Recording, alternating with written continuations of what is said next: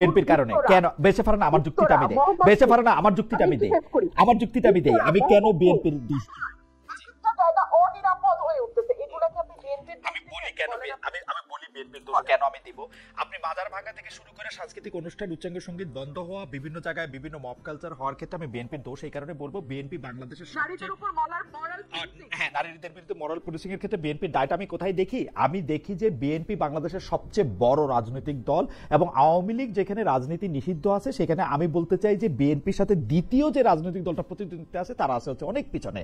তো জনগণের জনমানস এবং এই যে পাবলিক ওপিনিয়ন তৈরি করার ক্ষেত্রে বিএনপির একটা বড় ভূমিকা আছে এবং যা কিছু আমরা আজকে দেখতে পাই সেইটা আজকে মরাল পুলিশিং হোক, নারীদের প্রতি আক্রমণ হোক, উচ্চাঙ্গ সঙ্গীত বন্ধ করা হোক, আমি মনে করি যে এটা বিএনপির একটা প্রচ্ছন্ন ছায় সেটার মধ্যে থাকতেই হবে, আদারওয়াইজ এটা করা সম্ভব না।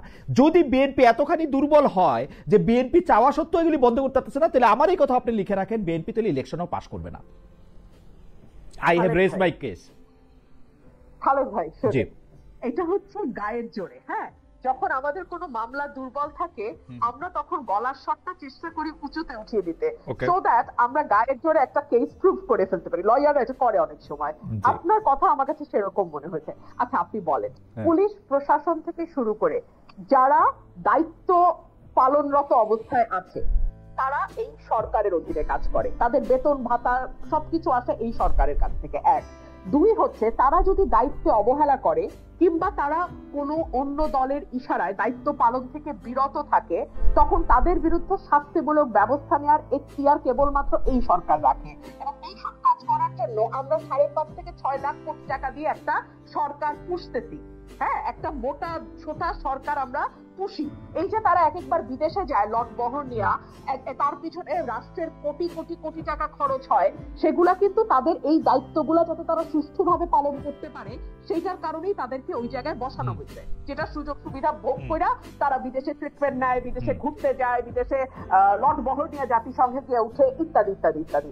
তো এগুলা করবার পরে তারা আইন শৃঙ্খলা ঠিক করতে পারবে না, তারা মানুষের জনমনে স্বস্তি আনতে পারবে না, তারা আওয়ামী লীগের মিছিল সমাবেশ বন্ধ করতে পারবে না, তারা মাজার ভাঙা বন্ধ করতে পারবে না, তারা নারীদের উপরে হয়ে যাওয়া মরাল পুলিশিং তো বন্ধ করা দূরেই থাক। আমি জাস্ট একটা উদাহরণ দেই, থানা থেকে মরাল পুলিশিং করা এক ব্যক্তিকে ফুলের মালা দিয়ে বাইর করে নিয়ে আসা হয়েছে, আপনি তো জানেন তাই না?